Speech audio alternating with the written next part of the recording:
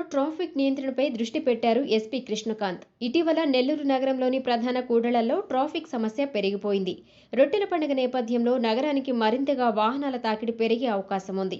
ఈ నేపథ్యంలో ట్రాఫిక్ క్రమబద్ధీకరణకు పటిష్ట చర్యలు అవసరమవుతున్నాయి. ఈ అవసరాన్ని గుర్తించిన ఎస్పీ కృష్ణకాంత్ చర్యలు ప్రారంభించారు. 20 మొబైల్ ట్రాఫిక్ మోటార్ వెహికల్లను అందుబాటులోకి తీసుకువచ్చారు. నేడు జిల్లా పోలీస్ కార్యాలయంలో జరిగిన ఓ కార్యక్రమంలో ఈ వాహనాలను ఆయన లాంఛనంగా ప్రారంభించారు.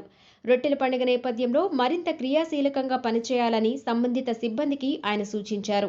కార్యక్రమంలో ఎస్పీ మాట్లాడుతూ సబ్ డివిజన్ పరిధిలో 5 రోజుల పాటు జరిగే రొట్టెల పండుగలో ట్రాఫిక్ నియంత్రణకు మొబైల్ ట్రాఫిక్ వెహికల్స్ అందుబాటులో ఉంటాయని అన్నారు.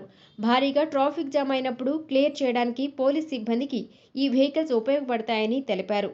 ట్రాఫిక్ నియంత్రణకు పోలీస్ ఆదేశాలను జిల్లా ప్రజలు తప్పనిసరిగా పాటించాలని ఎస్పీ కోరారు.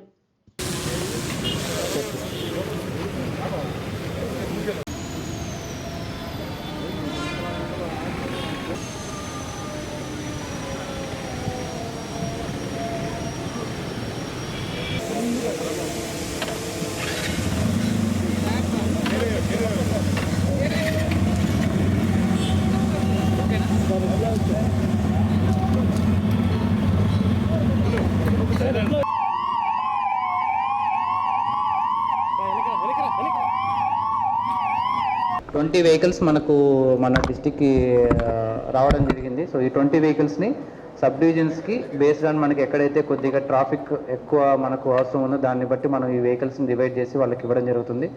ఎక్కువ భాగం మనకు టౌన్ సబ్ డివిజన్కి మరియు ట్రాఫిక్ వాళ్ళకి మనం ఎక్కువ మొత్తం దీంట్లో ఇవ్వడం జరుగుతుంది.